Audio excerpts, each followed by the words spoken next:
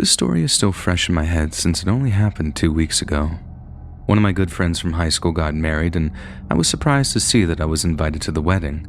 Not because we had a falling out or anything like that, because we just haven't talked since we graduated from high school, and that was almost 12 years ago.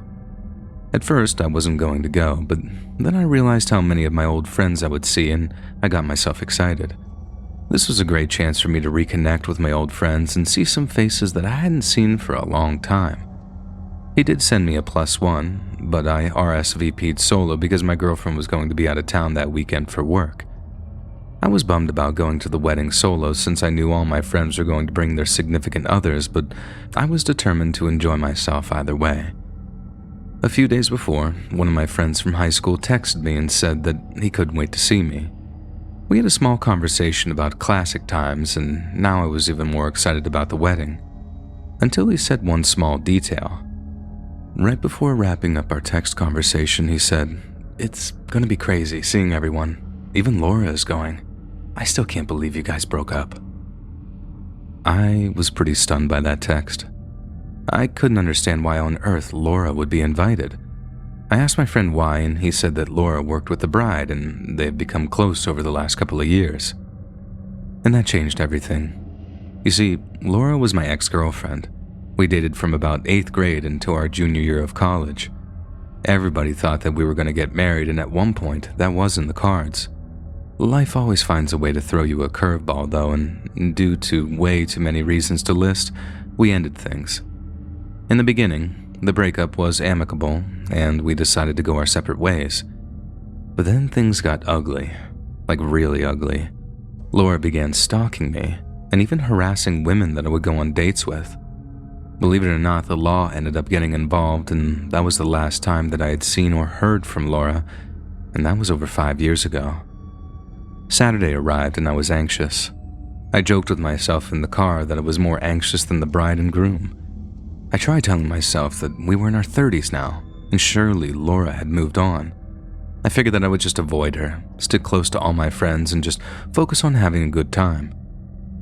I walked into this beautiful church where the wedding was about to start. I found a bunch of friends sitting in the back and I joined them. I scanned the church, and on the other side near the middle, I saw Laura sitting there with a couple of girls I didn't recognize. I was hoping that Laura would be with a date, but it didn't look like she was with anyone.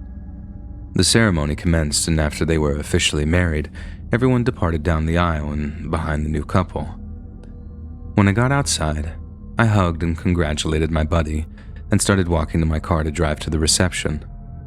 Now, before opening my door, I heard a familiar voice from behind my shoulder. "Hey there, stranger." And I knew right away who was greeting me. I turned around, and with a friendly and civil smile, I said, "Hey, Laura, how are you?" She smiled, and in this reserved kind of voice, she says, I'm doing good.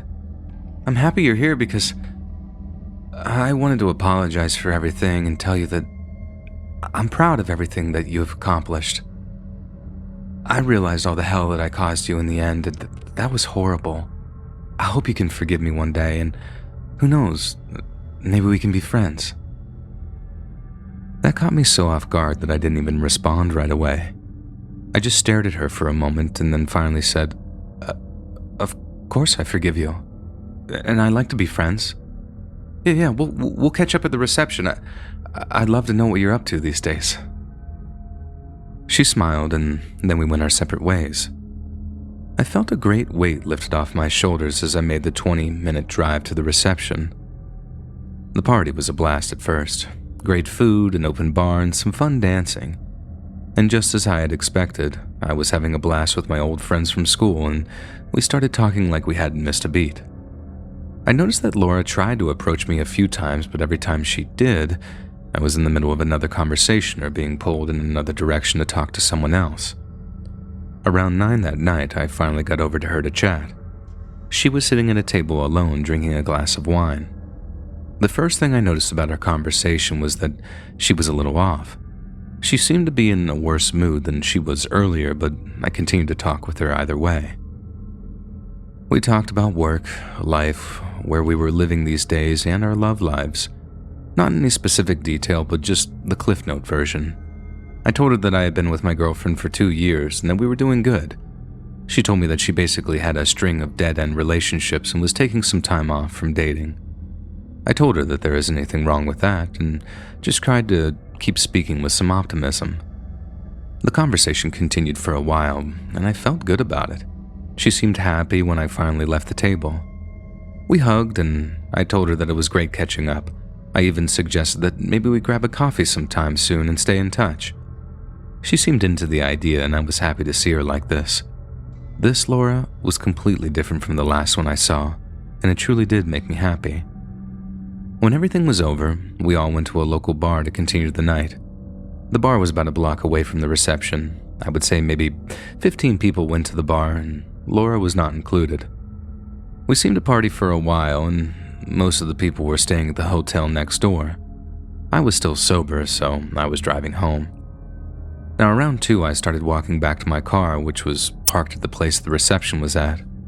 When I got to my car, I noticed that the driver's side door wasn't closed all the way. This wasn't like me at all, but I considered that it may be possible that I didn't shut it all the way since so much was going on.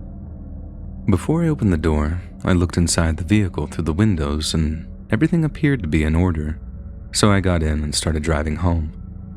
There wasn't a lot of traffic on the road, but a few cars. It wasn't until I was turning on my street that I noticed a car had been following me at some distance. Now I pulled into the driveway and was relieved when the car behind me drove past. I couldn't explain why, but I was just feeling extra jumpy. It was probably because of that slightly open car door. I was getting ready for bed and lounging on the couch going through emails and text messages from the evening that I missed. I heard a car door shut, and it sounded very close to my house. All of my neighbors are extremely old, so I found this pretty strange to say the least.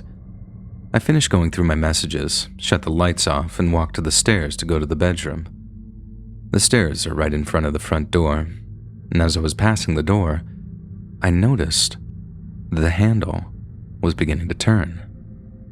The door was locked, so whoever was trying to open it couldn't get in. I was immediately terrified, but I knew that I needed to do something, and quick. And then I saw the deadbolt lock turning. Whoever was there had a key to my front door. I heard the click of the lock, and the knob started to turn again. As the door opened, I immediately rammed my shoulder into it, slamming it shut, and I heard someone shriek outside. I looked through the window, and I saw the back of a blonde-haired woman running back to this blue SUV parked on the road. The woman got into the vehicle and just peeled off. I immediately called the police, telling them everything that happened, but they just seemed so unresponsive. They said because I didn't get a good look at their face that they were very reluctant. But they ended up going to Laura's house, and when she answered the door, she claimed that she had been sleeping for a couple of hours. Basically, nothing was done and my suspicions were proven wrong. I decided to change the locks the next day, and I picked up one of those Ring cameras for my door. It was nuts. It really was. And it's been 2 weeks and nothing has happened since, but I just don't feel safe. I know how Laura used to be, and if she tried to break into my house, I can't even imagine what she had planned. If anything ever happens again, or I have another confrontation with her, I will be sure to update this story, but until then, I just hope that I'm safe throughout the night. If you enjoyed this scary story, listen to thousands more, either over on the Let's Read YouTube channel or podcast.